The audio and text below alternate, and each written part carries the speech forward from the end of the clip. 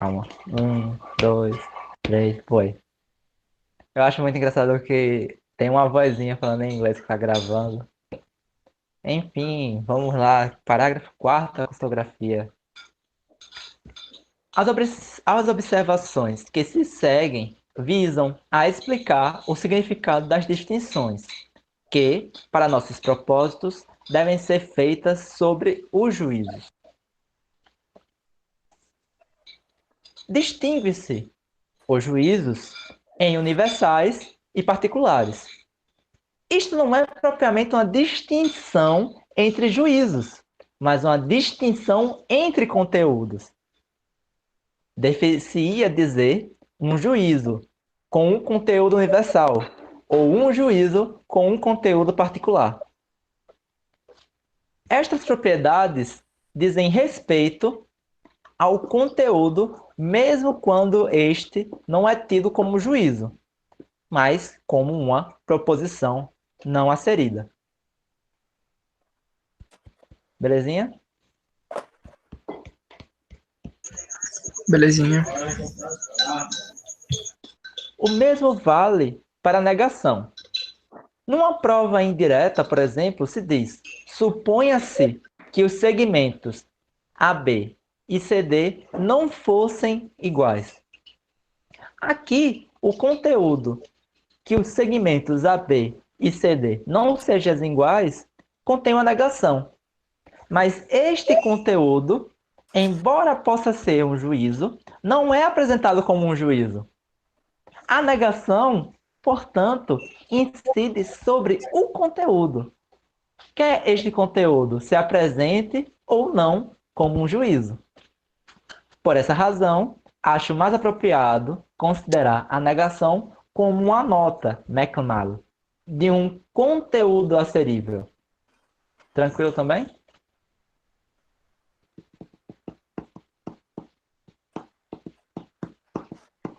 Vamos ver essa nota aí, essa nota de rodapé aí. Nota de... É a 26 e 27, né? 27. Ah, beleza. Obrigado por lembrar, então.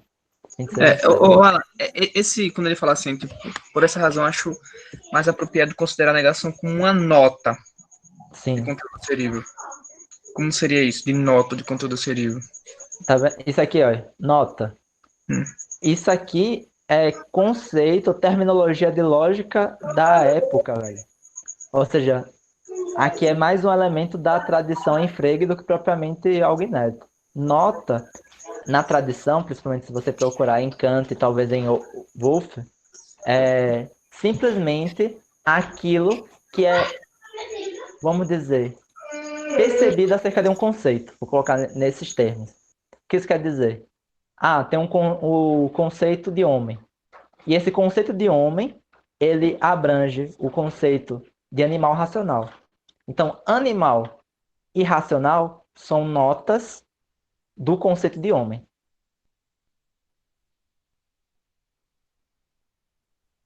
Deu para pegar um pouquinho? É como, assim, me veio na cabeça como se fossem características, é isso? Na verdade, o nome completo dessas notas é notas características. Notas Ah, características. Notas sim, características de um conceito. entendi. Mas encurtamente, eles dão o nome de notas. Que é justamente esses pequenos nomes que, quando juntos, te dá o conceito. Cada um desses pequenos nomes, eles são uma nota. Uhum. Então, por exemplo, um caso que eu estava pensando com Mariana, a questão do imortal. O imortal é simplesmente o conceito que você obtém quando você liga a palavra mortal com a palavra não. Ou seja, mortal e não são notas do conceito imortal. Ah, Beleza? A gente, pode, beleza. a gente pode brincar com isso. Você pode colocar um exemplo de um conceito. Né? A gente imaginar o que esse conceito nos faz pensar e cada um desses elementos em conjunto, quando a gente combina, gera o conceito, todos eles em particular são notas, características desse conceito. Uhum. Belezinha? Belezinha. Então, agora para as notinhas.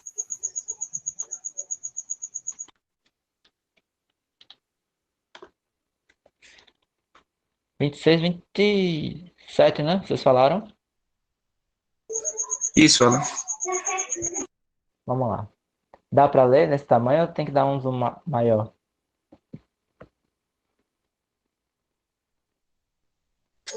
Acho que dá pra ler de boa. Pra mim tá de boa, quer dizer. Tá de boa, tá de boa. Na consultografia, a palavra sats pode, por vezes, ser traduzida por proposição, quando esta última palavra assume a acepção de significado expresso por uma sentença ou de conteúdo acerível. Mas a palavra sats nem sempre é, nesta obra, usada de modo tão unívoco que só deva ser traduzida por um único termo em português. Com efeito, há passagens em que sats assume o conteúdo técnico da palavra sentença. Tranquilo? Aí ele vê como é que Tranquilo. vai ser. Aqui ele está mostrando como pode dizer, a escolha dele, né? Que ele está traduzindo sats por vezes como proposição. Na verdade, a maioria das vezes que você vê proposição é sats, porque Frege não escreve o termo proposição. Só que eu acho que ele também traduz por vezes pensamento por proposição também. Vamos lá. 27. Frege expõe aqui sua classificação dos juízos. Duas coisas há a ressaltar. Em primeiro lugar, sua originalidade em relação às teorias da lógica clássica ou tradicional. Há em Frege um impulso novo que ficará como uma conquista da lógica moderna. Em segundo lugar, no entender de Frege, a classificação tradicional não versa sobre a forma, mas sobre o conteúdo do juízo. Eis como ele interpreta a classificação tradicional do juízo quanto Eis como ele interpreta a classificação tradicional do juízo quanto à quantidade e à qualidade. Quanto à quantidade, ele distingue dois tipos de juízos, o universal e o particular. Mas ele logo acrescenta que isto não é propriamente uma distinção entre juízos, mas entre conteúdos. Deve-se dizer um juízo com conteúdo universal e um juízo com conteúdo particular. Não, amanhã eu faço com os cachorros. Quanto à qualidade, o mesmo se dá, pois, segundo Frege, tanto a negação como a afirmação versam sobre o conteúdo e não sobre a forma do juízo. Para ilustrar, Frege discute o seguinte exemplo. Suponha os segmentos A, B e CD não sejam iguais. Tal enunciados, diz ele, sugere a seguinte reflexão. Aqui o conteúdo de que os segmentos A, B e CD não sejam iguais contém uma negação, mas este conteúdo, embora pudesse vir a ser um juízo, não é, contudo, apresentado como um juízo. Disso, ele conclui que a negação se dá no conteúdo, quer este conteúdo se apresente ou não como um juízo. Ou seja, essa aqui é uma nota de rodapé em que ele parafraseia o que o autor acabou de dizer. Há quem diga que o exíguo número de linhas que Frege consagra à classificação dos juízos da lógica tradicional, discutida ao longo do parágrafo 4, dá uma ideia da pouca importância que ele devota a essa questão. Em nosso entender, tal opinião não é, em absoluto, verdadeira. Em primeiro lugar, porque Frege, nesta obra, manifesta-se sobre os mais diversos assuntos, sempre de modo breve e conciso. Em segundo lugar, porque, sendo suas considerações claras e transparentes, carece de maiores explicações e desenvolvimentos. Tranquilinho? Tranquilinho.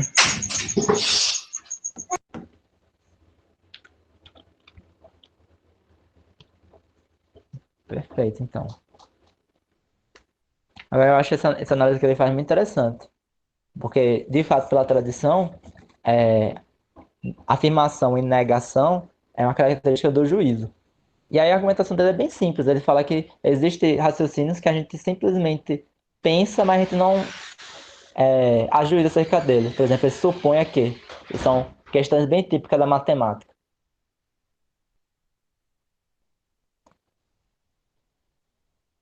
Vamos lá, então.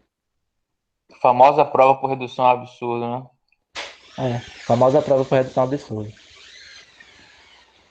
No geral, a tradição vai chamar esse tipo de juízos de juízos problemáticos. Então, são juízos que nem afirmam nem negam.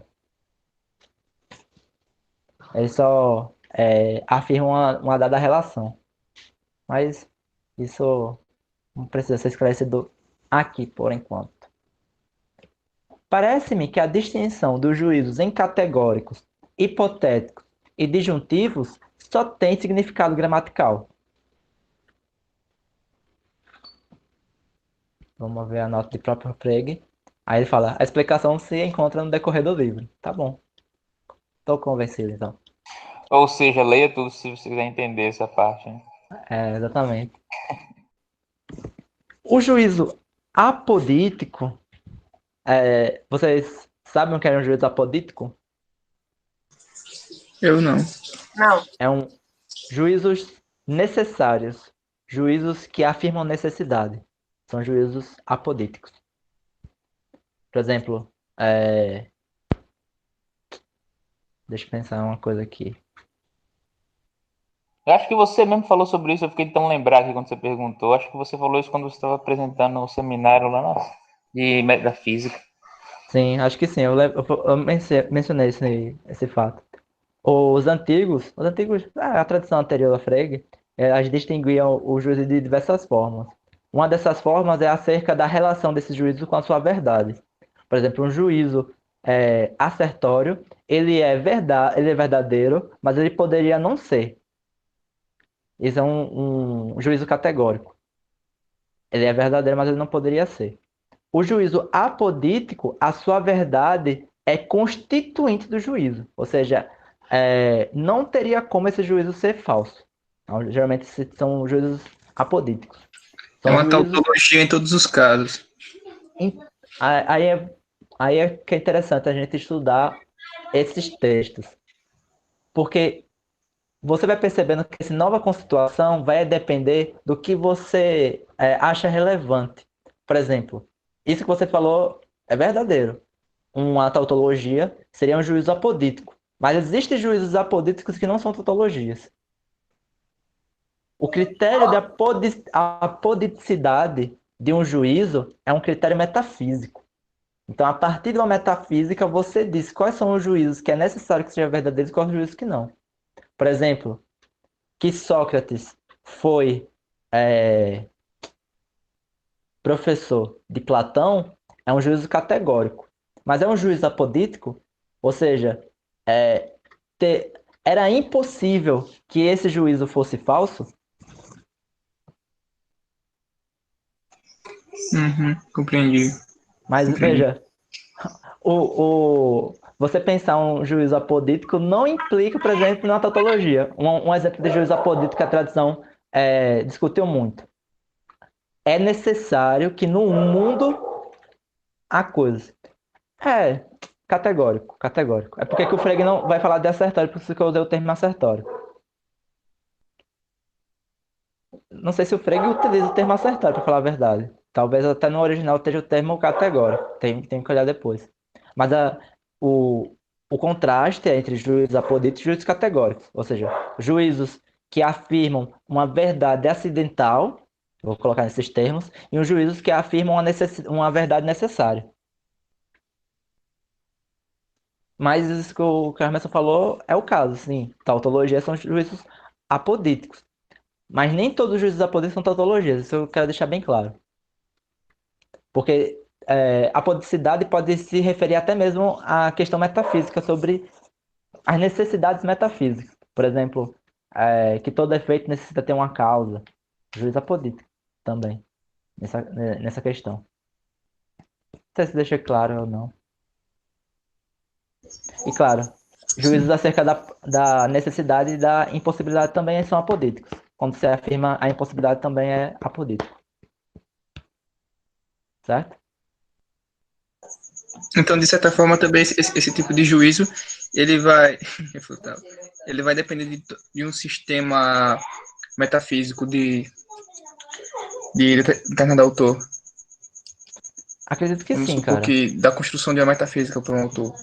Acredito que Então, sim. esse juízo poderia ser o caso em tal sistema metafísico de um autor, mas não poderia ser o caso em tal outro sistema metafísico.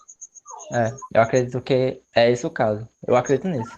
Uhum. Pode ser que a gente encontre em uma dissertação de doutorado que defenda que juízo apodítico são comuns em todas as metafísicas, ou até mesmo inato do pensamento humano. Então, sei lá, um juízo penso, logo existo, ele é apodítico independentemente do sistema metafísico que você está trabalhando. O que é uma defesa, sei lá, vai saber, né? Procurando os textos analíticos aqui, os caras. É. Falar com o Renato. Por exemplo, o Renato uma vez me disse que ele estudou bastante acerca do problema da distinção entre concreto e abstrato, que ele percebeu que essa distinção é obscura, sendo que uma distinção em que a modernidade toda passa e ninguém tem dificuldade. Ninguém tem dificuldade com isso. A Sim. dificuldade só é porque cada um defende de uma maneira diferente, aí sim, né?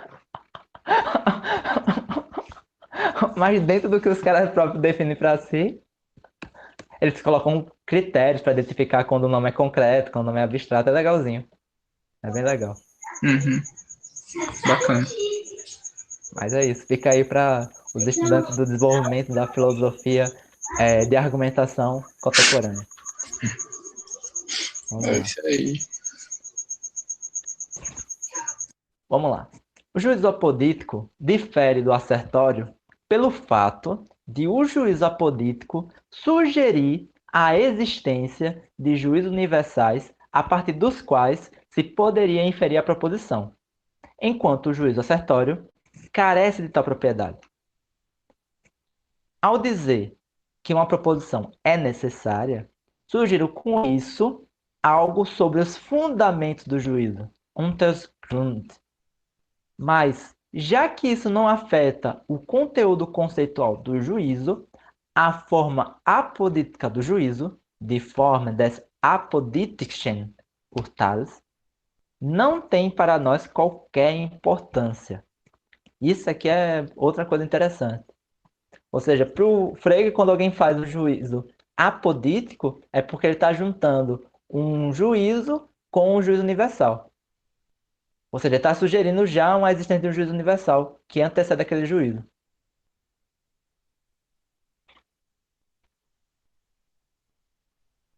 Tranquilo? Não tranquilo? Obscuro? É.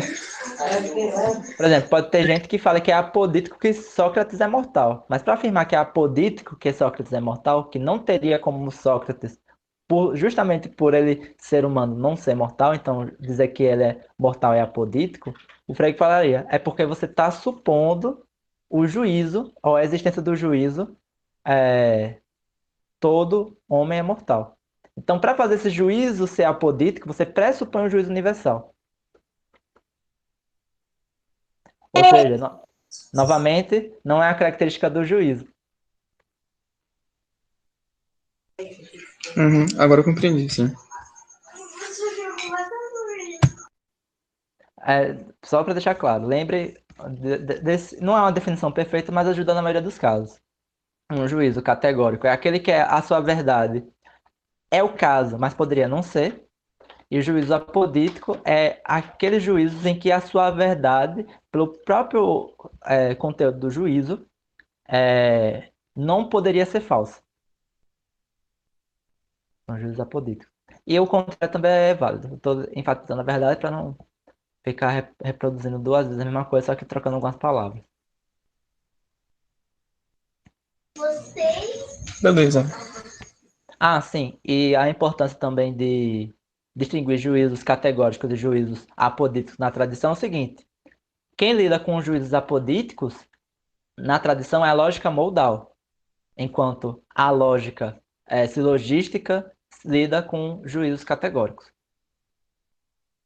Então, é a partir de uma lógica modal que você vai concluir acerca da necessidade ou não de certos juízos.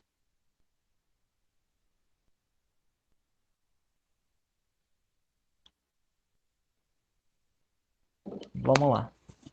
Quando uma proposição é apresentada como possível, então o locutor está ou suspendendo o juízo, assim, indicando desconhecer qualquer lei a partir da qual poderia inferir a negação de tal proposição, ou então está dizendo que a negação universal da proposição é falsa. No último caso, temos o que é usualmente chamado de um juízo particular afirmativo. É possível que um dia a Terra colida com outro corpo celeste. É um exemplo do primeiro caso. Enquanto que um resfriado pode resultar em morte, é um exemplo do segundo. Tranquilo? Tranquilo. Belezinha. Então a gente vai entrar em condicionalidade. Parágrafo 5º. Vamos lá. Se A e B significam conteúdos aceríveis, aí tem uma notinha do próprio Frege. V, parágrafo 2. Então surgem as seguintes 4 possibilidades, que vai ter uma nota 30 que a gente vai ler posteriormente. Primeira, A é afirmado e B é afirmado. Segunda, A é afirmado e B é negado. Terceira, A é negado e B é afirmado. E quarta, A é negado e B é negado. Agora, esse sinalzinho aqui bonitinho significa o juízo de que a terceira dessas possibilidades não ocorre, mas as outras 3 sim. Ou seja, é um juízo que nega essa possibilidade, que A é afirmado e B, A é negado, desculpa, e B é afirmado. Alan, isso tem a ver com a posição como qual esse, não sei como chamar, esse símbolo aí ele está sendo colocado, porque eu estava vendo outros símbolos assim, a diferença é a posição que ele é colocado que significa essa tal coisa. Sim, No caso aqui, exatamente. A posição. A criptografia, ela vai ser uma linguagem que vai tentar expressar todos os outros juízos a partir da combinação desse sinal com o sinal de negação. Em lógica contemporânea, a gente interpreta isso como uma condicional. Então, o sistema de Frege todo depende somente do sinal de condicional e da negação. Então, a partir da combinação entre negação, condicional A e B, você é capaz de expressar as outras relações lógicas que a gente vulgarmente tenta expressar com I, com ou,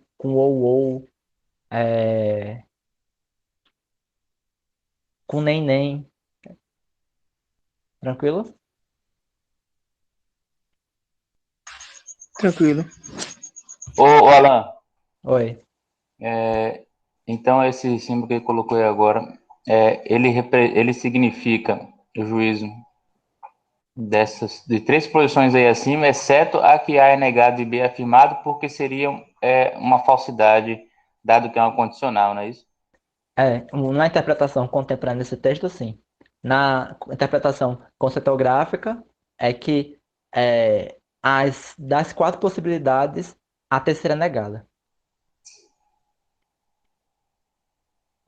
O que eu quis dizer é isso mesmo, é condicional. Só que, como o sistema criptográfico não trabalha com valor de verdade, isso aqui é lido em termos de negação. Então, é como se ele enumerasse 4 casos e falasse que, dentro desses conjuntos de 4 casos, a terceira não é o caso. Então é a negação da terceira. E a afirmação simultânea da primeira, segunda e quarta. Eu entendi. Apesar de que não tá tão intuitivo para mim. Sim. Eu tô Não, tendo que me recorrer, tô tendo que recorrer à lógica moderna. sim. Não, então, é bacana. Pra mim talvez seja, Frege seja tão fascinante pra mim, é porque eu penso lógica sintaticamente. Pra mim, semântica em lógica, eu não consigo operar muito bem com semântica em lógica. Justamente porque quando eu tô trabalhando com lógica, não com lógica, mas em qualquer pensamento em especial, a única coisa que eu fico pensando é nos símbolos que eles me deram e das combinações de regras sintáticas dadas. Eu não fico pensando no conteúdo dessas coisas. Acho que pensar no conteúdo dessas coisas eu não estou falando que é um defeito. Eu penso sintaticamente. Isso é um costume que eu tirei da matemática. Então, para mim, é um conjunto de regras com um conjunto de sinais. E aí eu tento expressar todas essas ideias simplesmente pelo conjunto entre sinais e ideias. É uma... Em outras palavras, o que eu estou querendo dizer é que quando para mim é menos difícil, porque geralmente quando eu leio lógica, eu só presto atenção no aspecto sintático. Por exemplo, aqueles critérios semânticos de valor de verdade, eu tenho muita dificuldade, cara. Caramba, eu tenho muita dificuldade com aqueles critérios. A é verdadeiro. A e B é verdade, se somente se A é verdade, B é verdade. Aí eu fico, caramba, velho, o que é isso? Aí eu tenho probleminhas com Na semântica. verdade, a forma que você entende fica mais simples, eu acho mais fácil de pegar a intuição do Frege, porque o Frege, ele é um matemático, né? É, nesse ponto né? Mas depois ele vai criar os valores de verdade, e aí você vai perceber que quando ele colocar os valores de verdade, a coisa vai ficar massa, pô. Vai ficar massa. Metafísica fodida vai entrar É naí, isso que eu ia velho. falar, é daí que ele começa a introduzir a metafísica, né, dele. Acaba É, sendo... aí Tá. sim, cara. Não, aí é legal, é legal. Porque é, os valores de verdade, eles vão ser, eles vão transformar todos os enunciados físicos que você for ver em simplesmente sinais ou nomes de coisas não sensíveis. Aí, velho, aí fica massa, pô. Aí fica massa. Quando chega nesse ponto, aí o negócio bate a mil. Aí o que eu quero dizer com isso nem quando ele associa valor de verdade, a valor de verdade não é uma característica intrínseca da proposição, que a gente aprende isso, né? Por exemplo, a proposição a neve é branca é verdadeira porque é uma propriedade intrínseca dessa proposição, tem um valor de verdade. Para o Frege, já que você colocou nesse assunto, a parada é outra, pô. A verdade é atomizada, e essa parte eu até acho interessante. Ela é um simples objeto. Um simples objeto. E tudo o que é verdadeiro é nome para esse objeto simples. Então, todas as coisas que você fala que é verdade, o que você está afirmando é que elas são nomes para esse objeto simples. Olha só que viagem, velho. Então, ele está relacionado com os conceitos dele, sentido e referência, né? Exato, pô. A referência de todas as proposições verdadeiras é a mesma. É um objeto simples, é um objetozinho. Uhum. Só que tudo isso que a gente fala que é verdadeiro, eles concordam porque eles são nomes diferentes acerca dessa mesma coisa. Ou seja, na verdade não é mais uma propriedade intrínseca da proposição, é algo objetivo em que você tenta referir com nomes diferentes que são as proposições diversas que a gente usa no dia a dia. Então, geralmente, quando a gente fala que algo é verdadeiro, a gente simplesmente está querendo dar um nome especial para a verdade. Ele tem todo o cuidado kantiano mesmo, né? Cara, que doideira. Eu acho. Da primeira vez que eu li esse negócio, eu fiquei estranhado pra porra. Eu acostumado com valores de verdade intrínsecos às proposições. E aí, o valor de verdade ser a referência e a proposição, na verdade, funcionar como um nome. Aí eu olhei assim, cara, isso não é possível, cara. Isso aqui não é possível. Aí eu fiquei assim, bati a cabeça pro lado, bati a cabeça no outro. Rapaz, o cara realmente deve ter usado alguma droga muito pesada. A água da Alemanha da época tava batizada, cara. Batizada, fortemente. Eu espero a gente ver isso, cara. É muito interessante. Uhum. É uma loucura, cara. Aí liga, né?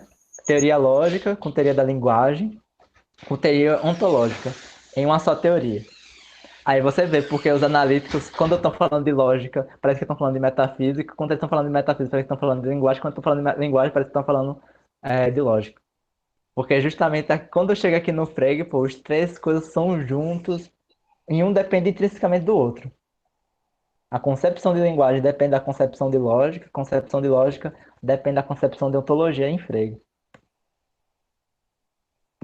E aí quando você vai ler um outro lógico, que é o Russell, embaralha tudo, porque os caras estão pensando na mesma lógica, só que apoiada em uma outra filosofia da linguagem e uma outra ontologia. Eu acho que isso ainda dá um pouquinho mais o Lauro, por exemplo. O Lauro ele estudava esses dois autores. Aí ele lia o Russell, deixava de entender Frege. E aí quando ele lia Frege, deixava de entender Russell. Justamente porque as lógicas que os dois estavam fazendo eram a mesma, só que as bases em filosofia da linguagem e ontologia eram totalmente distintas. Então as diferenças eram as mesmas, as relações lógicas também eram as mesmas, mas quando você chegava ali a Frege, você deixava de entender Russell. Quando você entendia Russell, deixava de entender Frege. Coisa muito, muito legal, particularmente, achando assim. Mas a gente vai descobrir tudo isso, espero, um dia, talvez, quem sabe. Tô na torcida. Falar em Russell, já que você citou, eu sei que você já leu, o juízo apodítico em Russell, ele não existe, né? Ele só existe na linguagem, quer dizer, ele não existe na realidade, só existe na linguagem, né? Então, eu penso que sim, velho. O que eu li do Russell foi a introdução à filosofia matemática. Mas parece que os textos que ele trata sobre isso é sobre o atomismo lógico. O Frege é um metafísico, Frege. O Russell é um metafísico, assim, de início de carreira, e bem associado à tradição. Por exemplo, ele vai falar que a proposição é a junção de um indivíduo com um universal, ou seja, o universal, como a gente estava lendo com Mariana, realmente é a referência de um predicado em Aristóteles. Ele está conversando com a tradição. Tanto que eu Assim, descobri. pro Russell, o universal é uma coisa até óbvia para ele, né? Ele, no texto Problemas da Filosofia, ele fala isso. Agora, de fato, a necessidade em Russell não se dá por conta das coisas, mas se dá por conta da linguagem. Esse ponto que você está enfatizando. É Se isso há que eu tô falando, mas necessidade, se Frege é igual. então, aí entra a parada. Porque agora como é que você conceitua isso? Por isso que é bom pensar nisso.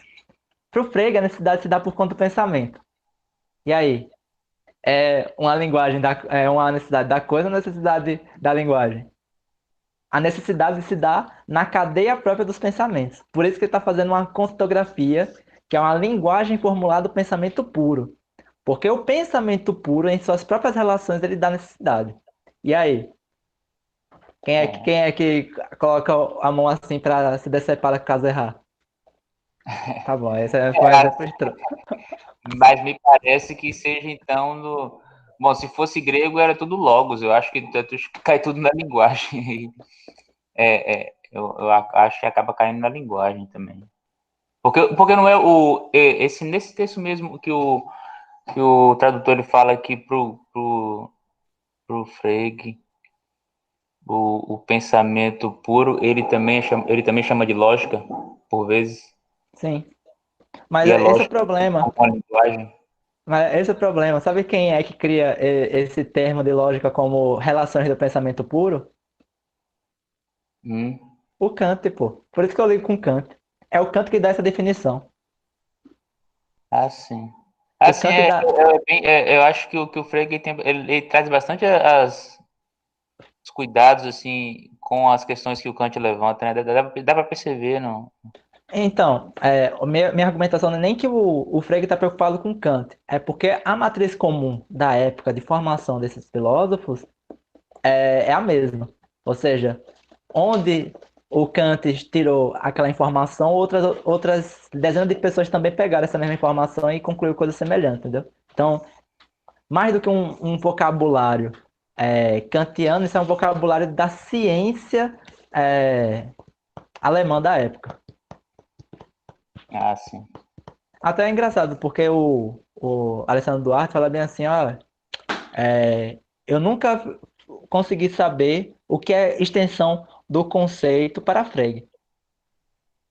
Eu até hoje pesquiso Frege há anos, eu não sei. Aí eu falo bem assim, velho, você se preocupou em pesquisar o que os lógicos da época dele diziam que é a extensão do conceito, porque o Frege cita isso aí.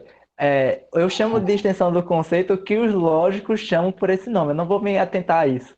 O cara não teve a É sacada. foda. E, tipo, a extensão do conceito é uma coisa que é redefinida, tipo, a cada filósofo, pô. O Kant tem uma definição de extensão do conceito, que casa um pouco com a do Frege. O Wolff também tem. Mas você pensa como é o pensamento do cara, entendeu? O cara estava realmente necessitando, para entender a extensão do conceito do Frege, o Frege colocasse um predicativo, extensão do conceito, é isso. Que se ele falar bem assim, olha, é o que os lógicos da minha época entendem, ele não vai pesquisar. Eu achei isso super engraçado, pô. E é um pesquisador super consistente e super bacana de ler sobre o Frege. Mas ele não tá lendo o Frege pela tradição dele, entendeu? Tá lendo o Frege pela tradição posterior. Aí o que fazer com esse cara? Os caras não levam em conta que o cara tem formação, entendeu? Tem livro de formação que o cara lia.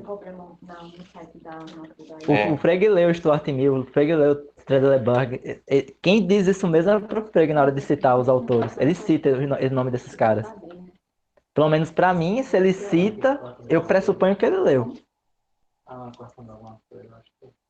Enfim. Mas eu acho esse tipo de coisa muito engraçado. Por isso que eu tô lendo o Frege a partir da tradição alemã, justamente porque existe uma discussão comum entre esses lógicos, cada um conceitua da sua maneira, claro, mas como eles estão dentro do mesmo debate, do mesmo cenário geográfico, então isso tem influência, mesmo se o cara não leu diretamente o cara, entendeu? Eu não tô querendo defender que o Frege é kantiano. Não, a gente atribui uma coisa como kantiana porque a gente lê Kant, mas ninguém se preocupa em ler os filósofos que estavam na mesma época de Kant, que são muito semelhantes a eles, como o próprio Tetens. Cara, o Tetens é um filósofo extremamente parecido com Kant, cara. Extremamente parecido. Os conceitos, e até mesmo nas comparações. Chamam o Tetens do é, Locke alemão e o Kant de Hume prussiano, pra você ter ideia, na época mesmo. Porque eles eram tidos como fossem os representantes dessas filosofias na Alemanha. E os pensamentos deles são muito assemelhados mesmo, em questão terminológica, porque, novamente, é a mesma formação, é o mesmo debate. Tipo, a gente lê Hume, Descartes, Berkeley. Os termos são comuns, as acepções individuais são diferentes, por exemplo, cada um tem uma acepção diferente de ideia, mas todo mundo está falando de sensação, de sentido, de reflexão, de ideia. Ou seja, o vocabulário técnico da época é o mesmo. Então, a gente pode pressupor, quando alguém fala em uma época um pouquinho posterior de ideia, de sentido, de reflexão, que ele está pegando isso de um cenário comum desses autores todos. Já que esses autores todos estão falando acerca dos mesmos termos, entendeu? Não sei se eu fiquei claro ou obscuro. Nesse sentido, uma pesquisa da parte da filosofia que se aproxima mais com uma filologia, uma linguística histórica, porque você vai tentar, não nem uma linguística histórica, mas uma linguística. Porque o que você vai tentar procurar de uma certa maneira, em uma determinada época, é o campo sincrônico de relação entre a linguagem. O que isso quer dizer? Os termos que eram utilizados na época e como eles se ligavam entre si. Não propriamente o sentido, ou propriamente as definições. Mas, por exemplo, ideia está ligado a sujeito, que está ligado à representação. Então, o autor pode até conceituar essa relação de maneiras diferentes, mas elas sempre vão se apresentar nessa estrutura entre ideia, sujeito e representação. Ideia, sujeito e representação. Ideia, sujeito e representação. O que vai variar é como cada autor vai definir. Não sei se esclareceu, se obscureceu.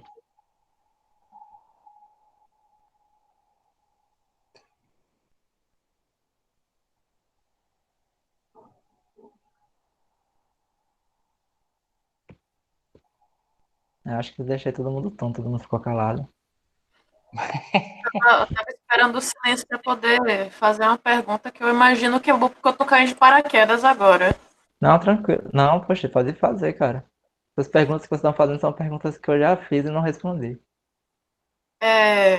Quando ele coloca aqui agora, e ele coloca esse imagem aqui, ele coloca dois sinais novos que ele não tinha explicado antes. Sim. Isso ele está É, pressupondo que a gente já sabe o que esses outros dois sinais significam. Estou falando dessa nova linha vertical aqui e uma horizontal menor puxando para o B. não, Ela ele tá, tem ele significado tá, pro ele tá fim, definindo agora. ó. Não, ele tá definindo agora esse sinal. Então, esse sinal novo aqui significa que a situação 3 não ocorre, é isso. E as outras três, sim. Isso Esse, significa sinal. é, Tá. exatamente. Esse sinal é justamente essa totalidade que ele tá dizendo aí. Eu entendi, porque, por exemplo, você poderia pensar o seguinte, ele vai definir agora o que significa um traço É, vertical. e outro Não, menor horizontal. não. Ou ele vai definir o que é um traço vertical sozinho, o que é um traço horizontal sozinho. Não, mentira. Ele vai definir o que é um traço horizontal e vai Sim, definir um traço vertical. vertical junto com o horizontal, que a barra do juízo tem que ser esses dois juntos. Certo, isso aí tá tranquilo. O negócio foi que depois desse sinal que a gente já estava familiarizado, entrou esse novo sinal associado ao sinal do juiz, aí eu fiquei, eita, É será esse que mesmo. é um significado particular? Mas o significado é justamente que a terceira possibilidade não ocorre. E as outras três sim, exatamente. Certo. E pelo que eu estava olhando aqui no resto desse parágrafo, isso vai se repetir com os próximos sinais. Não é isso? Nos próximos sinais ele vai agora dizer que a partir desses sinais que ele definiu anteriormente, deixa eu ver aqui. Não, você está falando posteriormente, tipo, duas páginas posterior ou na página seguinte? É, na página seguinte, Ah, abaixo também, que ele vai começar a introduzir novas imagens. sim, sim. Isso aqui tudo que ele vai dizer é para começar a maciar esse novo sinal que ele está introduzindo. Entendeu? Certo. A introdução do sinal já se deu. O sinal de condicionalidade é esse que você está vendo aqui no início. Na página seguinte, ele vai começar a exemplificar o porquê dessa escolha e como ela expressa esse pensamento. Seria mais ou Tá, menos então isso. esse sinal aqui que parece um L é um sinal que expressa a condicionalidade. Perfeito. É, E aí tem a distinção entre quando essa condicionalidade ela é acelerada como um juízo ou como simplesmente você somente informa a condicionalidade. entendi.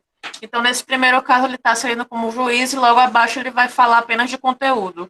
Exato. Então, Ah, o que expressa simplesmente a terceira possibilidade não ocorre, as outras seis sim, é a de cima. uhum, Porque isso é um juízo. Eu estou afirmando que a terceira não ocorre e as outras três sim. certo. Beleza. Não, tranquilo. Alguma outra dúvida? Não, era só isso. Então vamos lá, vamos lá. Consequentemente, se, aí tem esse sinalzinho, for negado, então isto significa que a terceira possibilidade ocorre. E, portanto, A é negado e B é afirmado. Dos casos em que é afirmado, temos o seguinte a dizer. Primeiro, deve ser afirmado, logo, o conteúdo de B é totalmente irrelevante. Desculpa. Primeiro, A deve ser afirmado. Logo, o conteúdo de B é totalmente irrelevante. Por exemplo, façamos que o juízo A signifique 3 vezes 7 igual a 21. E que B significa a circunstância em que o Sol brilha. Neste caso, apenas os dois primeiros dos quatro mencionados são possíveis. Então vamos lá. Que é A afirmado, B é negado, A afirmado e B é negado. É os dois primeiros casos, né? Que é A afirmado e B afirmado, e A é É, afirmado e B é negado. isso. Beleza. É isso mesmo, somente desses dois casos. Porque o terceiro e o quarto não são relevantes? Essa é uma coisa a se perguntar. Não sei. Porque eles negam A. Exato. Eu ia falar isso agora, porque 3 vezes 7 de fato é 21. Perfeito. Começa a sentir qual é o que da questão do Frege, entendeu? Começa a sentir, olha. Entendeu? O A e o B não podem, não é que não podem, eles não são negados justamente por eles expressar algo que reconhecemos como verdadeiro, ou algo que a gente reconhece que é um fato. Então, por isso fica vetado o terceiro e o quarto, porque são casos em que a gente reconheceria a possibilidade desse juízo ser falso, ou que não seja o caso. Estou colocando que é verdadeiro ou falso para ficar mais palatável, mas eu ainda persisto na minha distinção que eu estou querendo fazer tanto. Então, Alan, a gente pode dizer que esses dois juízos aí, o A, que é o 3 vezes 7 igual a 21, é apodítico e o B é categórico? Não é isso. Não é isso. Como posso dizer? O que o Fred tá tentando mostrar aqui é simplesmente tipo, vamos dizer que a gente tem a certeza acerca do seu assentimento, de ser um fato, e a outra não. As únicas duas questões que a gente vai levar em consideração quando a gente fazer uma condicional é somente os dois primeiros casos. É só isso que ele está dizendo. Beleza. Por quê? Porque ele tá tentando criar, a partir daqui, justamente essa relação entre pensamentos. Então, uma coisa, o pensamento, o pensamento ajuizou, o pensamento reconheceu que é um fato, o segundo não. Então, dentro das 4 possibilidades possíveis do pensamento se ligar, nesse caso específico só se dá 2, que é os 2 primeiros.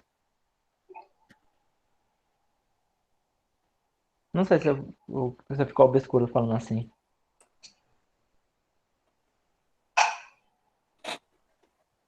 E eu entendi o que você colocou, mas se B significasse 2 mais 2 igual a 4, Não seria a faria mesma, diferença. seria Seria a mesma a coisa. mesma coisa, né? Se você substituir ele por uma proposição não matemática que também for verdadeira, também é a mesma coisa. É só um exemplo particular que ele está dando. Uhum. De fato tem as características de um condicional que a gente usa mesmo, normal, né? Assim. Sim, exatamente. Agora, nesse caso que o Oswaldo comentou, se A significasse ainda 3 vezes 7 é igual a 21 e B significasse 2 e 2 é igual a 4, teria que ser só a primeira opção, que no caso A e B são... Perfeito, perfeito. Exatamente. Perfeito. É isso mesmo. Chique. É chique demais, né? Diga aí. Nesse caso. Com isso. Oi, o que foi? Imagina a tatuagem com isso. Velho. Imagina aí, cara. Difícil. Não, difícil não. Mas é legalzinho. Colocar uma tatuagem assim debaixo do olho, né? Com a barra de condicionalidade. Aquela lagrimazinha, o coraçãozinho aqui, bota o sinal. Eu já pensei em fazer uma paradinha dessa. Tatuar aqui debaixo do olho o sinal de condicionalidade freguiano. Mas aí eu Ótimo. mudei de ideia. Eu acho que eu vou colocar, na verdade, a ordem como pode dizer, a definição de sequência de uma ordem, lá da terceira seção. Acho que fica mais bonito do que esse sinal de condicionalidade. Né? Depois a gente chega lá, você vai ver como fica extremamente interessante aquele sinal. Vou continuar lendo, beleza? Certo. Neste caso, apenas os 2 primeiros dos 4 mencionados são possíveis. Não precisa existir uma conexão causal entre os 2 conteúdos. Eu vou começar lendo no início. Primeiro, A deve ser afirmado, logo o conteúdo de B é totalmente irrelevante. Por exemplo, façamos que no juízo A signifique 3 vezes 7 igual a 21. E que B significa a circunstância de que o Sol brilha. Nesse caso, apenas os dois primeiros dos 4 mencionados são possíveis. Não precisa existir uma conexão causal entre os dois conteúdos. Belezinha?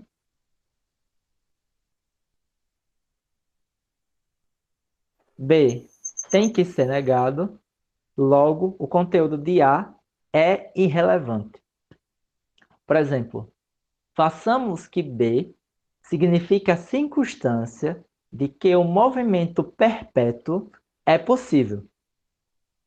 E a circunstância de que o universo é infinito. Neste caso, só o segundo e o quarto dos 4 casos são possíveis. Novamente, não precisa existir uma conexão causal entre A e B. Então, qual é o segundo e quarto? Então, no caso, A é afirmado e B é negado. E A é negado e B é negado.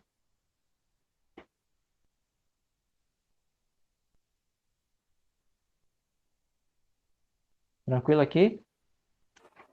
Tranquilo, só é meio curioso ele já dar de barato que o universo não pode ser infinito. Não, então, a circunstância de o universo ser infinito ou não é irrelevante caso B seja negado, entendeu? É isso que eu tô falando. Entendi. Por isso que só é possível aqueles dois casos.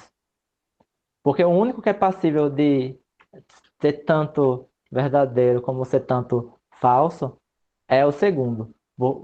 É o primeiro, desculpa. Já que o que foi negado foi B, que é a circunstância do movimento perpétuo ser possível, o que é uma afirmação da física. Entendi. Aqui, é por isso que na reunião anterior, eu falei, tem uma semântica em Frege, mas essa semântica não se dá em valores de verdade. Isso aqui é a semântica da condicionalidade. Aí eu peço para vocês lembrarem lá na definição do Mortari de quando. Quais são as condições de verdade da condicional mesmo? Quais são as condições de verdade da condicional? Lá naquelas definições semânticas. Aqui é o equivalente do Frege daquelas definições semânticas envolvendo valor verdade.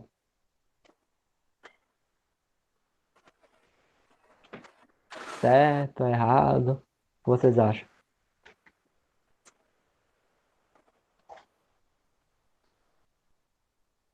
Eu não tenho como dizer se está certo ou errado. Eu acho que vai ser relevante o que eu falar. Não, é Ou relevante você sim. conteúdo de ar. Nesse segundo caso aí, essa negação, no caso, ele não está implicando a proposição inteira, mas somente somente B? Não, então, aqui não tem implicação. É esse o ponto. Aqui não tem implicação. A questão que ele está falando é, por exemplo, assim, olha, se A é afirmado, dado esse sinal, é totalmente irrelevante B. E se B é negado, é totalmente irrelevante A. Aí eu peço para você lembrar do Mortari e colocar os valores de verdade. Ou seja, se a desculpa, se a consequente da condicional é verdadeira, a antecedente da condicional é irrelevante, porque a condicional como um todo vai ser verdade. Sim. Se a consequente da condicional for falsa, o conteúdo do antecedente é relevante, porque a condicional como um todo vai ser verdadeiro também. Sim. Entendeu? Então, mas aí não tem verdadeiro e falso. É por isso que eu estou tendo. Exato. É verdadeiro, não tem verdadeiro e falso. O que você tem que concluir necessariamente? Que isso aqui vai ter que ser passível de ser ajuizado.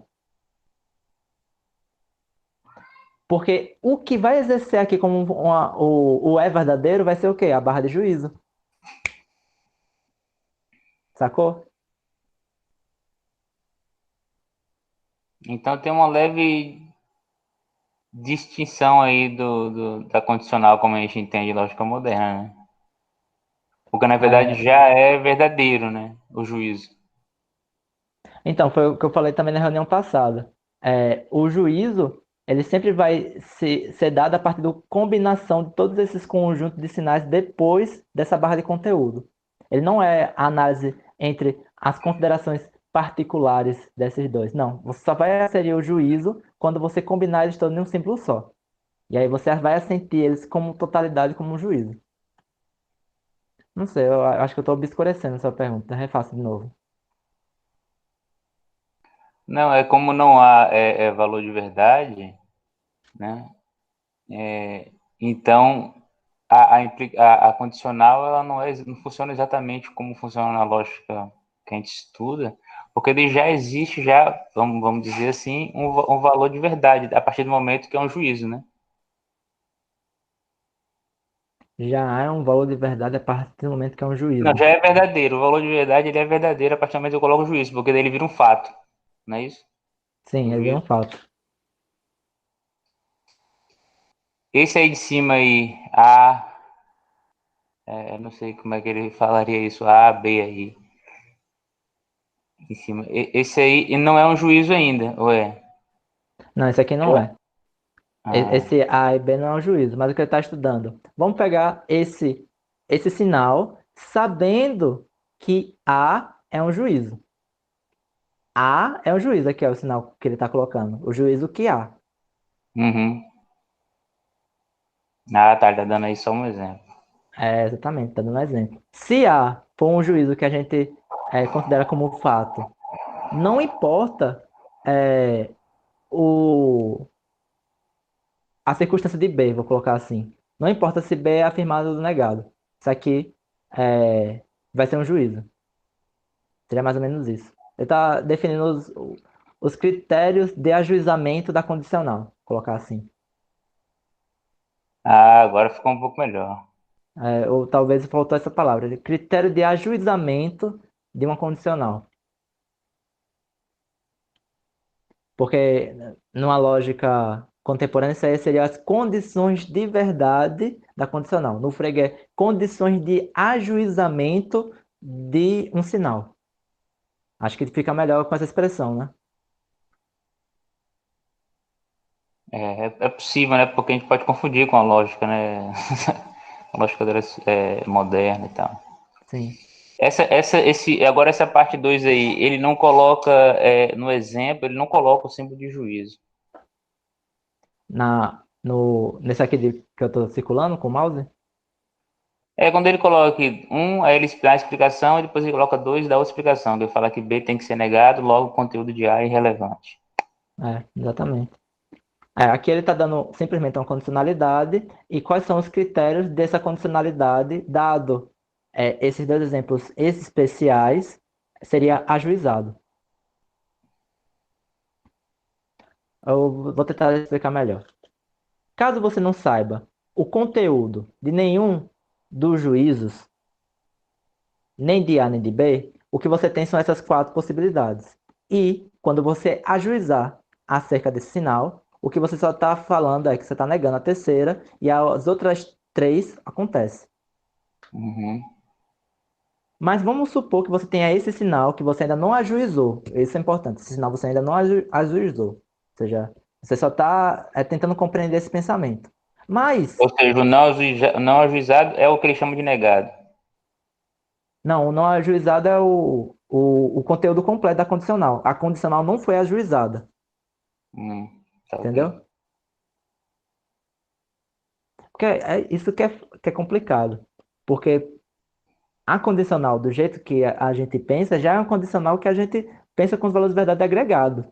Que ele está falando assim, ó, Tô existe. procurando o símbolo de negação, né? Não, não, ainda ele não colocou, não. Segundo negação vem É. depois, isso que é estranho. O símbolo de negação ainda ele vai introduzir, isso que é estranho. Não, mas aqui ainda ele só está falando sobre a condicionalidade mesmo. Porque tem a condicional que é ajuizada, e quando isso acontece, é que você afirma que esse terceiro caso é negado, e os outros três simultaneamente acontecem. Esse sinal, quando é ajuizado, significa isso. Esse sinal, quando é ajuizado, significa isso. Só que, analisando o sinal sem ser ajuizado, pode acontecer as duas coisas. Pode ser que você saiba que, ou que você assuma que A é o caso, ou A é afirmado. Então, nesse caso, o juízo vai se aplicar porque B vai se tornar irrelevante e que B é negado. E nesse caso, A é irrelevante. O juízo vai se dar porque A é irrelevante. Beleza? Ou não? Dá pra ir indo, conforme acho que dá para esclarecer, porque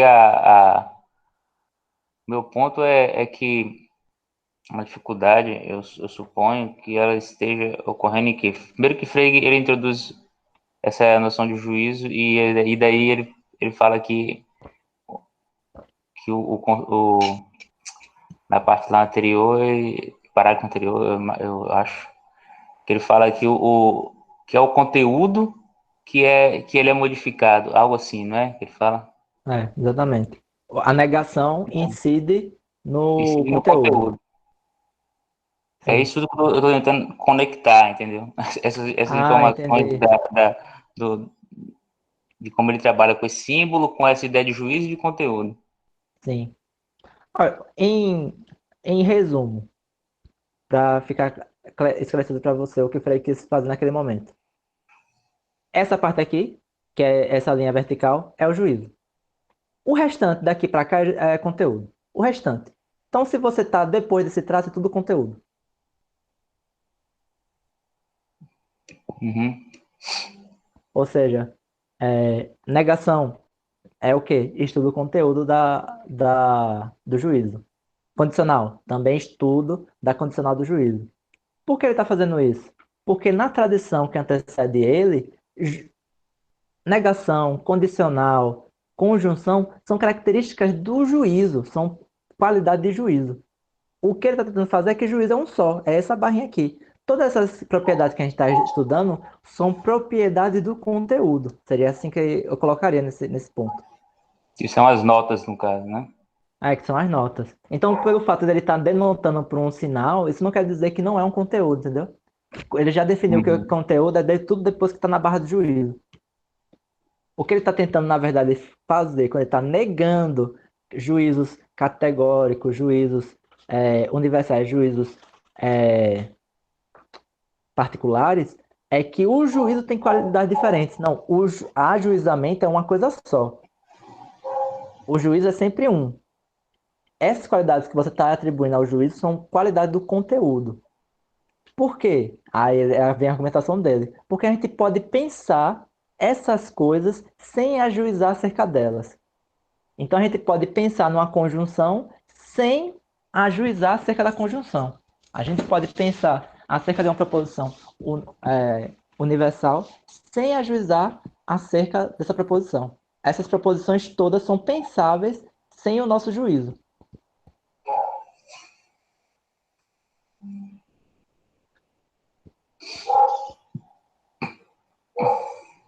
Beleza.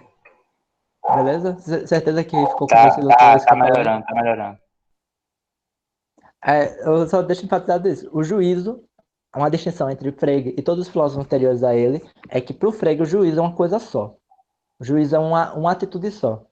Ele vai esvaziar essa, vou dizer, metafísica do juízo, que tem em Kant, por exemplo. Kant distingue juízo, quer dizer, melhor, ele cria as categorias para derivar as distinções de época dele de juízos. Então, as categorias kantianas são um reflexo das distinções de juízo. Aí tem juízo infinito, juízo assertório, juízo categórico, juízo problemático, juízo negativo, juízo afirmativo, juízo, sei lá, da mãe de Ná, entendeu? Tem juízo para dar e vender, pô. Tem juízo pra cacete na época. Tudo isso são qualidades diferentes de juízo. Aí o juízo pode diferir em quantidade, qualidade, eu esqueci o resto. Aí necessidade. A tradição anterior a Frege distingue os juízos desse tipo. O que eu acho que o Frege está fazendo aqui é falar que o juízo é uma coisa só. Todas essas distinções que se atribuiu ao juízo são distinções do conteúdo. São distinções, vou colocar em outro termo, do próprio pensamento. É o pensamento que tem essas características, não o juízo acerca do pensamento. O juízo é uma coisa só. É isso que eu acho que ele está fazendo. Certo? Beleza, valeu. Tranquilo. Depois eu posso até indicar umas páginas de um texto do Kant para você ver essas distinções de juízo, para mostrar o quanto a lógica da época antes do Frege necessita dessa distinção entre juízos. O Kant escreveu o livro de lógica também. Vamos lá, então. Terceira. Pode-se proferir o juízo, tal, sem que se saiba se A e B devem ser afirmados ou negados. Por exemplo, façamos que B signifique a circunstância que a Lua está na quadratura, como o Sol, e façamos que A signifique a circunstância de que a Lua parece um semicírculo. Neste caso, podemos traduzir com auxílio da conjunção se a Lua está em quadratura com o Sol, então ela parece um semicírculo. Esse ponto aqui ele vai retomar no artigo posterior. É muito engraçado. Por quê? Porque uma tendência é interpretar isso como equivalente do se da linguagem corrente. O que o Frege disse, não. Ele só pode ser traduzido como o se da linguagem corrente quando a gente não sabe nem acerca de A e nem acerca de B. Aí é uma condicional. Nos outros casos, que são os casos anteriores, não faz sentido traduzir isso como um se. E isso que eu estou dizendo não é nem conjectura. Ele faz um exemplo, ele coloca a barra de condicionalidade dele e coloca assim, se x um exemplo é dar, se x ao quadrado é igual a 2, então x mais x é igual a 4. Ele faz essa barra. Aí isso não, isso aqui tranquilo, é uma condicional. Porém, isso não faria sentido ser uma condicional se o juízo fosse o seguinte. Aí ele escreve o mesmo sinal e faz 2 elevado a 2 igual a 4 e 2 mais 2 igual a 4. Ele fala que não faria sentido traduzir esse sinal como se 2 elevado a 2 é igual a 4, então 2 mais 2 é igual a 4. Não faria sentido esse segundo uso de sinais. Ele aparece num artigo posteriormente a esse, que é a justificação, aplicações da cartografia. Então, muita atenção. Só se traduz isso aqui como um se, então, da linguagem corrente, quando você desconhece acerca de A e acerca de B.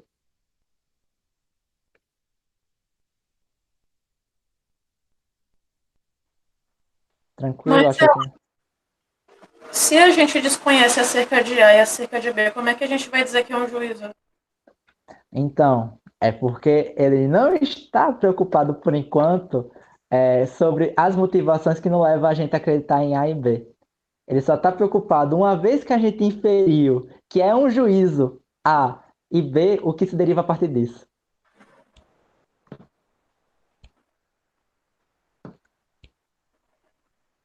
Não sei se foi claro acerca desse ponto. Eu só não estou conseguindo engolir direito.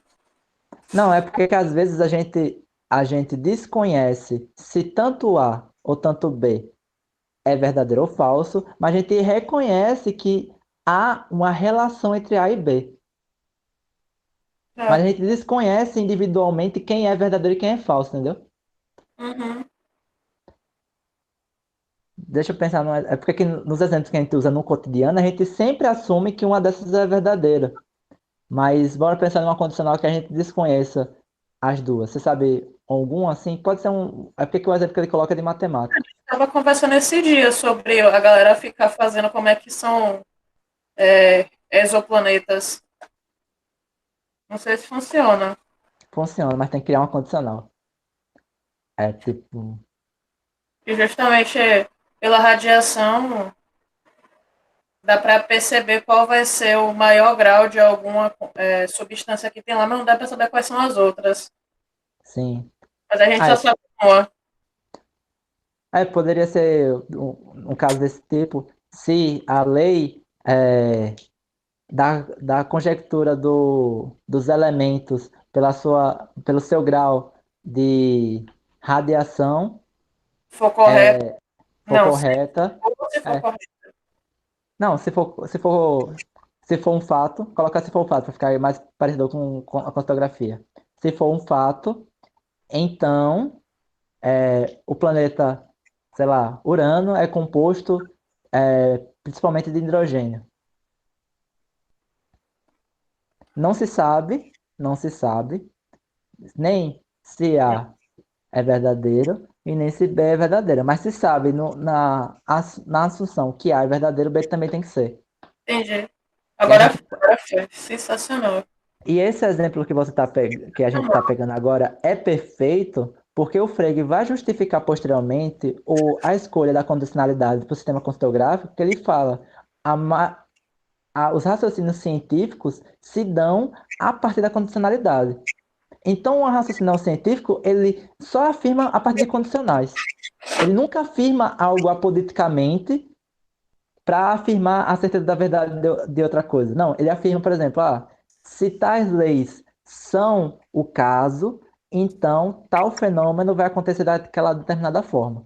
Só que não se sabe se aquelas leis são verdadeiras, vou colocar nesse termo, e nem se o fenômeno é verdadeiro. Mas a gente sabe que se as leis forem o caso, o fenômeno tem que seguir dessas leis. O que a gente sempre afirma é a condicionalidade. E nunca se uma é absolutamente verdadeira ou se a consequente é absolutamente falsa. Científicos, por Frege, funcionam a partir desse tipo de condicional. É sempre raciocinando a partir de se as nossas premissas forem verdadeiras, então essas premissas têm relação com essas consequentes. E essa relação é relação lógica, não causal. Mas a gente não sabe se as premissas de fato é o caso.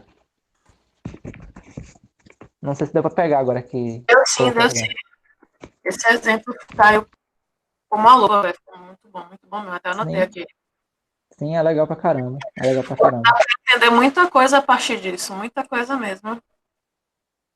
O principal objetivo da cartografia, e isso ele diz com todas as palavras no prefácio, é tentar explicitar as relações lógicas dos textos científicos. Os textos científicos eles obedecem a uma estruturação lógica que o Frege assume, que é uma estruturação por meio de condicionais. Só que a linguagem vulgar não explicita elas. Aí ele vai criar essa linguagem, que é, na verdade, uma linguagem diagramática, para mostrar para você como essas coisas se ligam reciprocamente nas relações lógicas. É esse o objetivo dele primário, né? E depois ele vai demonstrar o poder dessa linguagem que ele desenvolveu, derivando da matemática. É uma demonstração do poder dessa linguagem. Bonito, velho. Bonito É mesmo. legal. É legal, sim. É legal pra cacete. Da porra.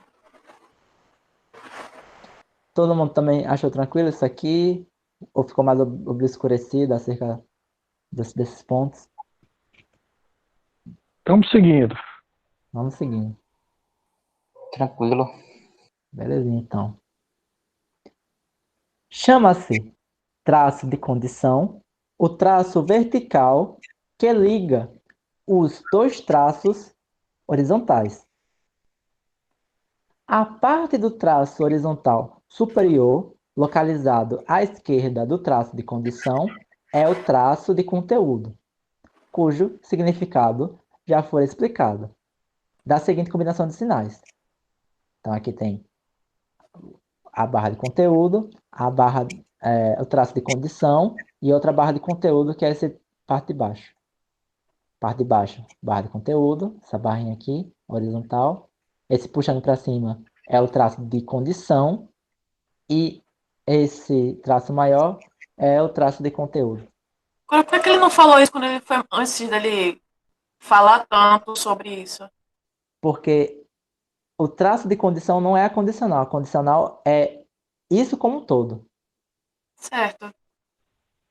O traço de condição, então, é apenas o traço vertical. Exatamente. Exatamente. E para deixar bem claro, eu vou reler. Chama-se traço de condição o traço vertical que liga os dois traços horizontais. Então, me parece realmente que é esse traço aqui.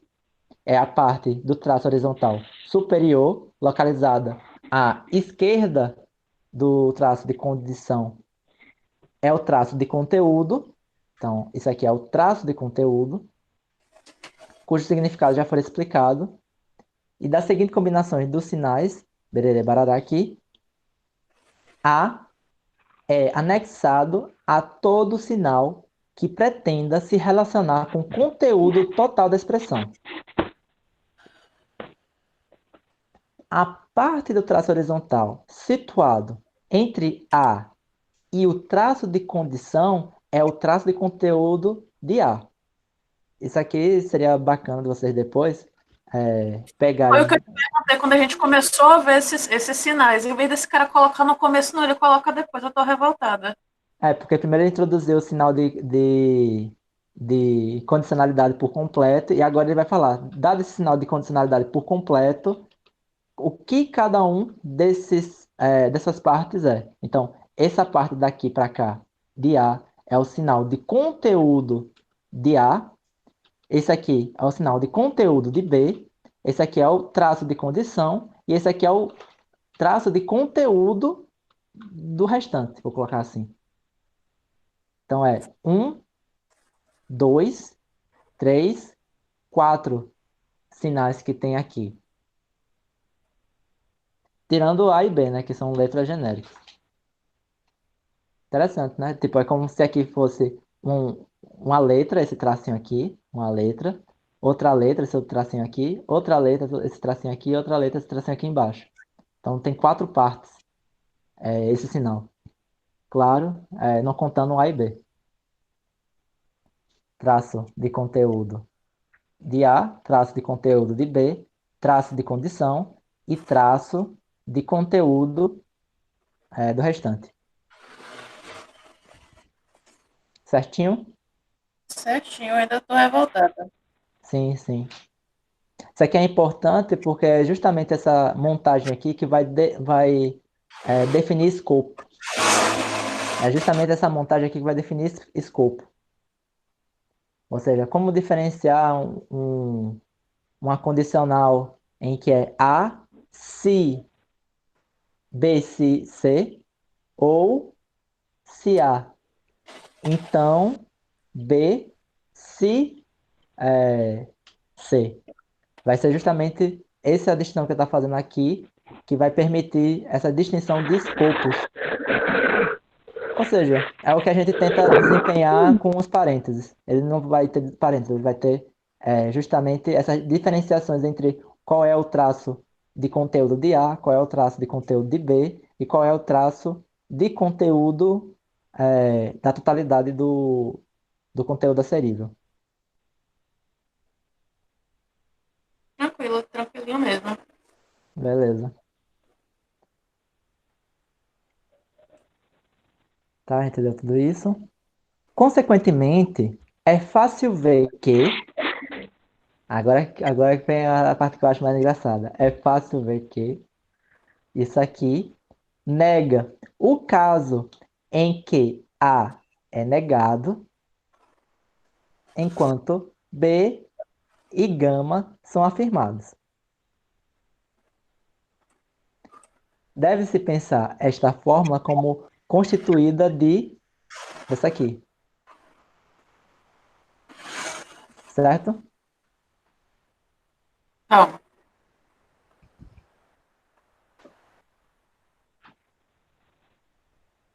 Oh, desculpa, falou alguma coisa, Mariana?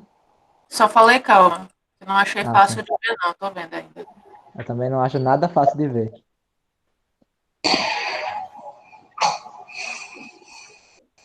Ele disse que era fácil perceber isso aí. É fácil perceber. É facíssimo perceber. É fácil ver que É. Vou reler aqui. Consequentemente, é fácil ver que. Aí tem isso aqui. É um matemático de formação mesmo, pô. Já não tem nem jeito. Nega o caso em que A é negado enquanto B e gama são afirmados. Deve-se pensar esta forma como constituída disso aqui. mas não era fácil, porque teve que mostrar assim. Não sei. Também tá misterioso para mim.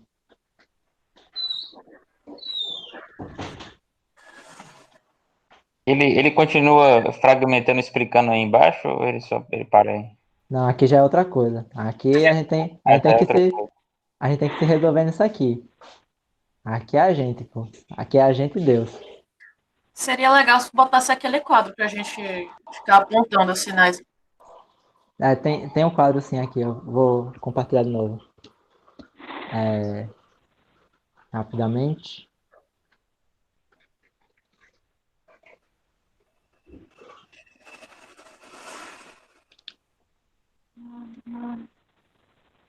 Negócio ET do caralho, velho. Sim. É fácil de ver, pô. Oxe. Você Super não fácil de tá ver. vendo, porque você com dois neurônios consegue ver, pô. Não, vê até que eu tô vendo, até que tá fácil de ver, o negócio é entender. Eu vou dar uma dica. Talvez ajude uma dica. Pense por um momento dessa segunda parte como um sinal só. Chame esse sinal de condicionalidade de, sei lá, de ômega.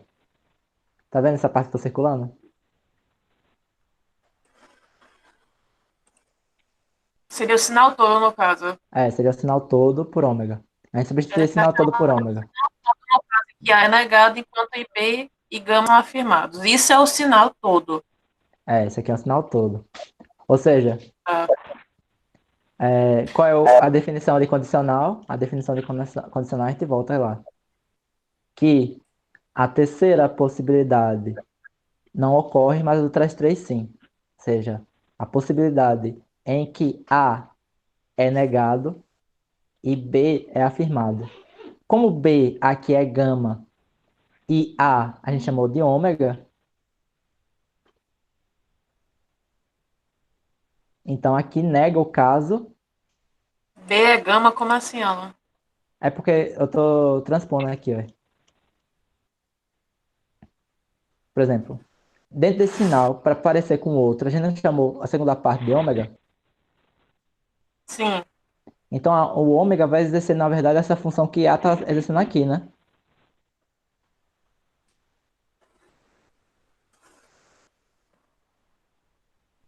Melhor desenhando mesmo. Vamos lá. Outro. Vamos lá. Vocês todos estão vendo o slide ou vocês querem que eu compartilhe o slide na tela? Você acha melhor?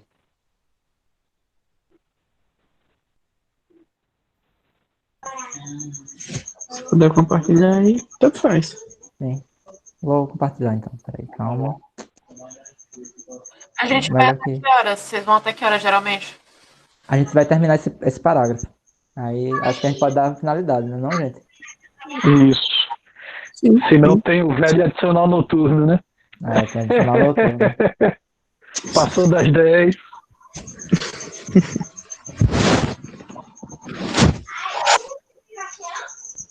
Então, tem esse sinal aqui, tem aqui a barra e tem aqui A, B e gama, né?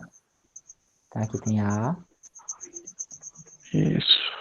que na verdade não é A e B, mas é tão acostumado a chamar A e B que eu chamo A e B. Na verdade é alfa, beta. Alfa, beta, Beleza. gama. importante estar na notinha. Certo. Se a gente substituir por enquanto, né? Por enquanto. O que era esse sinal? Por completo. Por ômega. O que esse sinal se transforma? Ele vai se transformar nesse sinal aqui, ó.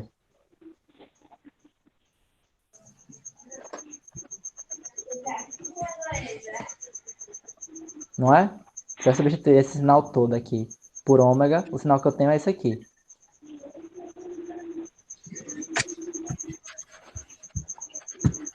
Siga. Siga? E o Siga. que esse sinal aqui, segundo a definição de Frege, significa? Condicional. Mas a gente tem que ver a definição que ele deu. Ele falou que das 4 possibilidades, a terceira... É negada. Exatamente. A terceira é negada. E qual é a terceira? A terceira é, no caso... Afirmado. Desculpa, dá para repetir, Mariana? A é negado e B é afirmado. Beleza. Aqui nessa nossa condicional, quem é A? Quem está exercendo a função de A? Ômega. Ômega, exatamente. Vou colocar uma setinha. Esse aqui vai ser o nosso A. E quem está exercendo a função de gama? O B. O B. Então, traduzindo para esse caso específico, vai ser...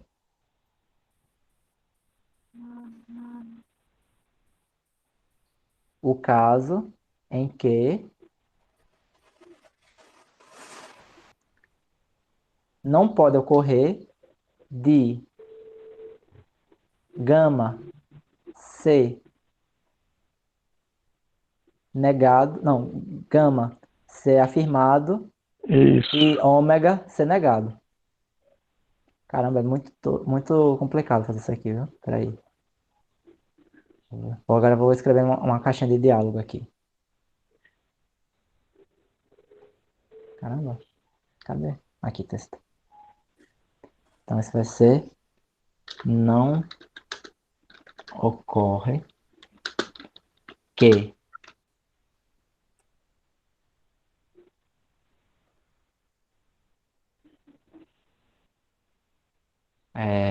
ômega seja afirmado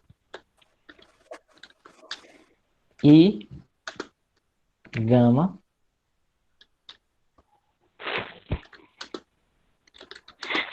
seja negado, né? Não é isso? Uhum. Aqui entra o problema. Quem é gama?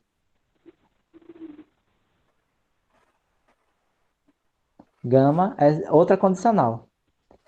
E o que a outra condicional informa é que A não pode acontecer de A ser negado e B afirmado. Certo? Então, não ocorre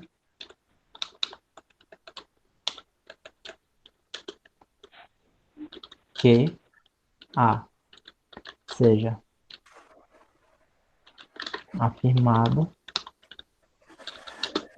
e B seja negado. Gente, verifica aí, de repente pode estar errando. Eu não tenho essa definição de cor da cabeça não ainda.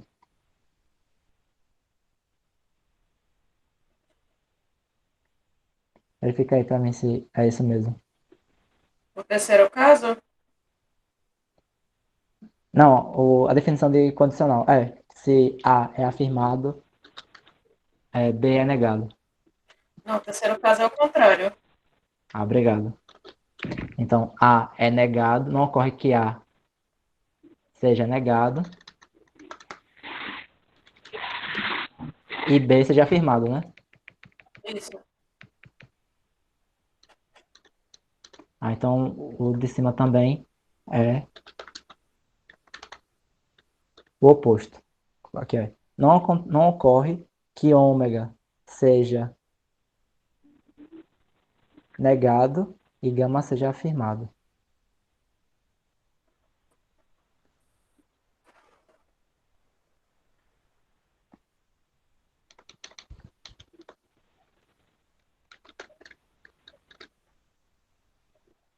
não ocorre que ômega seja negado.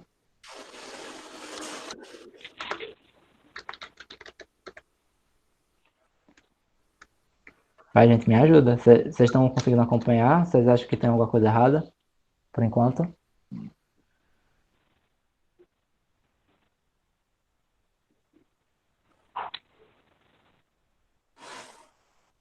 Eu realmente não entendi ainda o que é que você fez ali em cima do A. Aqui no A, eu chamei aqui, ó, só para ter de esclarecimento. Tá, vou eliminar tudo isso. Não, o resto eu não entendi. Eu só não entendi o que você fez com o A, amigo. Não, tranquilo, peraí, deixa eu... Tem aqui, o sinal de condicionalidade, ele definiu esse sinal. Não Se que você A, fez com o A, mas aquele colchete que você abriu em cima, puxando de um pedaço do sinal até o A. Eu não entendi o que é que você fez ali. O resto eu entendi. certo. Mas eu vou fazer de novo, porque eu já tinha me perdido porque eu fiz aquilo. Esse aqui é o que eu sei. Eu não tô fazendo porque vai ficar mais didático, não. É porque se você volta tanto assim do que eu fiz, eu não lembro porque eu fiz certas coisas. Aí eu tenho que refazer. Só por Oi? causa disso. Não, é tipo, eu não lembro, por isso que eu vou refazer. Eu não lembro mesmo. O motivo de eu refazer é porque eu não lembro. A gente tem a definição de condicional que é dada em termos de A e B. Definição de condicional. O que ele dá é esse sinal aqui. Que é esse gama. Que aqui tem um beta. E tem aqui um A. Eu vou chamar isso tudo aqui de ômega. Até aqui foi tranquilo. Ah, você está chamando de ômega do A até o B. Exato. É o do A até o B. Por isso que eu tenho que voltar tudo. Eu tô chamando o ômega, eu fiz aqui em cima para mostrar que eu chamei dessa barra aqui, nesse momento dessa barra daqui, até o final dela. Ou seja, Entendi. inclui também a barra de B. Então, essa Ah, condicional por completo eu chamo de ômega. Para quê? perfeito. Para transformar ela numa condicional tal como conhecemos, que é ômega e gama. Aí agora a gente pode pegar a definição de condicional tal como está aqui e aplicar esse último caso. Entendi. Aí beleza, tem aqui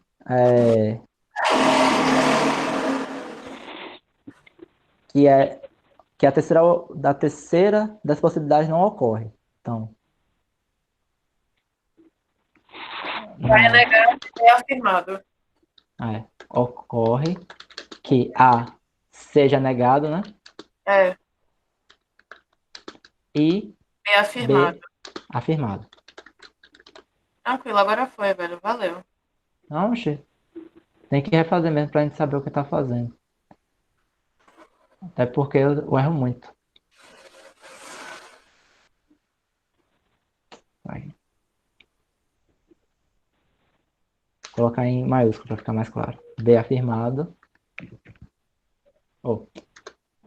Não ocorre A seja negado e B afirmado. Então, tá aqui. Aí pega, copia, Ctrl C. E agora a gente cria um outro textozinho que é justamente para o caso de gama e de ômega. Que é a mesma coisa. Só que vai trocar os nomes. Perfeito. Então, no lugar de A vai ser ômega. Então, aqui é ômega. E no lugar de B vai ser gama. Aí você pensa, tá, não ajudou porcaria nenhuma. Mas ainda a gente tem o ômega. E o ômega, nele mesmo, é uma condicional. Então a gente pode até colocar nos termos de condicional. Então vai ser o ômega. Não ocorre que... eu vou só copiar e colar mesmo. É a mesma coisa. Não ocorre que A seja negado e B é afirmado. E aqui é o último passo. Como isso aqui é gama, então eu posso substituir isso aqui tudo por gama, exatamente. Então, eu vou pegar o texto que está aqui dentro. Vai, porra. Tá nervoso quando não vai as coisas. Calma, pô. Todo dia é isso. É todo dia essa porra. Vamos lá. Editar. E agora copio isso aqui, que é ômega. Eu devia ter colocado ômega igual a isso, né? Para ficar mais claro. Eu Não, vou mas tá. colocar. Pelo menos pra mim tá claro bastante. Como eu Beleza. acho que só eu tô com problema, então. Não, acho que todos nós estamos. Acredite. Quem tem mais problemas aqui somos nós. É, né? Se a É, gente não, não, é sério, a gente tem muitos problemas aqui, pô. A gente tem problemas demais até. tem uma particular. Certo. Ômega, essa parte, que é não ocorre A seja negado e B afirmado. Então, o que a gente vai trocar é justamente essa parte aqui de ômega. Então, isso aqui seria traduzido mais ou menos como não ocorre que não ocorra A, não, que não ocorra que A seja negado e B afirmado, seja negado isso tudo e gama afirmado. Tá? Eu vou colocar entre aspas. Tá evitando parênteses, né? Estou evitando parênteses. Não ocorre que A seja negado e B afirmado. Seja negado e gama afirmado. Certo? Vamos lá ver o que ele disse lá na criptografia. Agora que a gente tem um parâmetro. Que não é muito bom, mas é o que a gente tem. É fácil ver que, vocês não estão vendo, mas eu vou ler rapidão. Nega o caso de que A é negado enquanto B e gama são afirmados. Tá, bora tentar reler isso aqui. A negação já apareceu. Oi? Desculpa. Não, agora tá super. Agora tá fácil de ver. A gama de fato está sendo afirmado, né? É. E B também. É, B também. É isso. Acho que terminou mesmo. Terminou. É isso mesmo. Ficou claro para todo mundo? Acho que não deve ter ficado claro para todo mundo, não, né? Não, beleza. Beleza. Mó peripécia aí mental, mas deu para Sim. captar. É porque depois aqui dentro aplica a De Morgan, né? E aí depois você coloca a negação de novo, aí vai ficar que B vai ser afirmado e A negado e gama afirmado. Aí vai dar aquele resultado. Sim. Mas foi fácil de ver, né, cara? A gente já concluiu que foi fácil de ver. Foi facílimo de ver. Tranquilo, né? Joguei no grupo o print disso aí. Qualquer coisa tá aqui armazenado também no... Não, mas para olhar mais rápido, com a cabecinha mais descansada. Belezinha, então. Tá, vou voltar para a criptografia, beleza? Vai lá.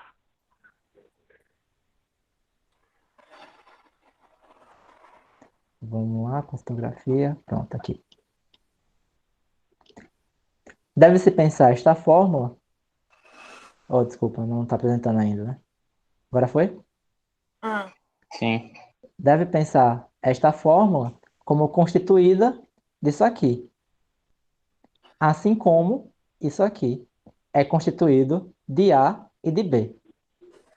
Tá bom. Ok. Por esta razão, temos, em primeiro lugar, a negação do caso onde é negado. Não, desculpa. Por essa razão, temos, em primeiro lugar, a negação do caso onde isso aqui. Certo? Certo. É negado e gama afirmado. que ele está descrevendo aqui é exatamente o que a gente acabou de fazer. Fez lá em cima. Foi. Mas a negação disso aqui significa que A é negado e B é afirmado.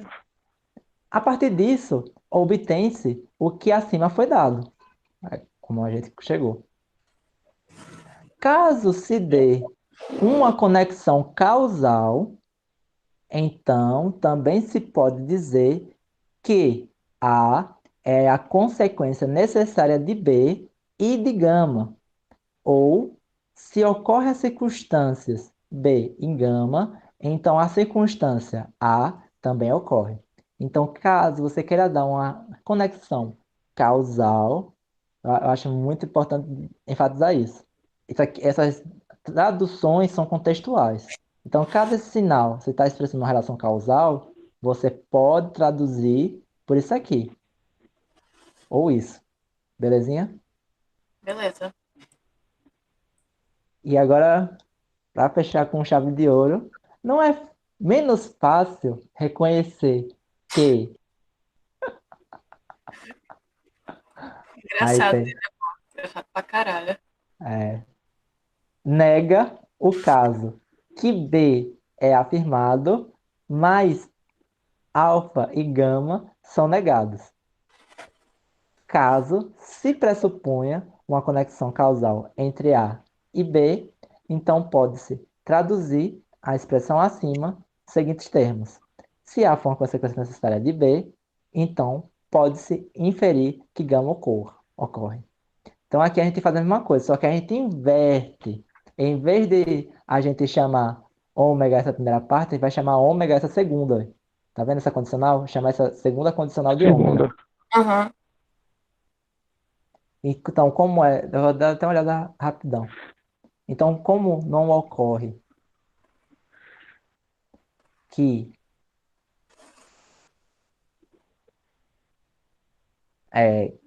gama, que é esse conjunto todo, seja afirmado. Não, gama não, desculpa. Que ômega, que é esse conjunto todo, seja afirmado. E gama, não vai ter jeito, falar por extenso. É o mesmo raciocínio, só que agora, em vez de colocar o ômega em cima, você vai colocar embaixo. Embaixo. Sim. Então a nota 33. A gente pulou várias notas, na verdade. A gente pulou várias notas, vixe.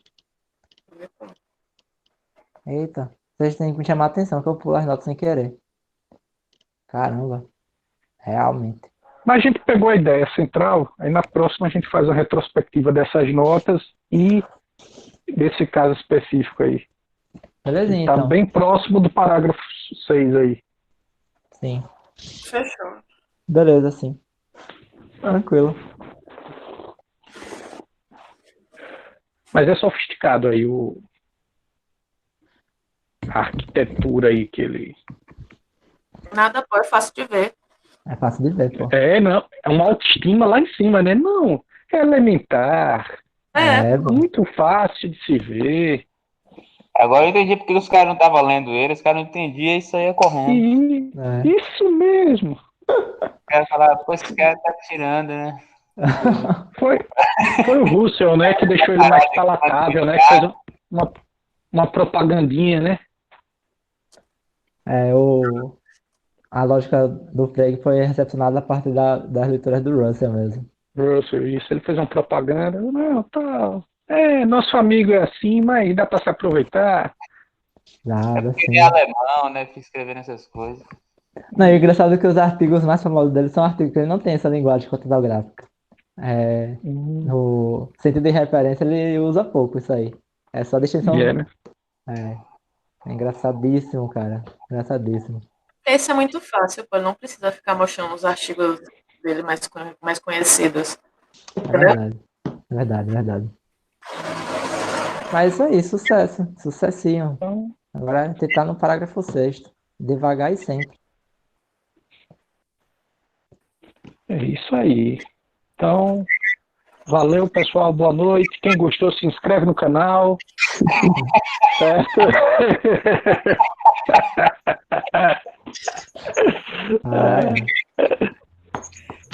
Pode crer, Carlito, é isso aí. Boa noite pra vocês também. Né? Valeu. Boa noite. Gente, valeu. Tchau, valeu. Um abraço. Tchau. Até a próxima. Até mais, gente. Tá.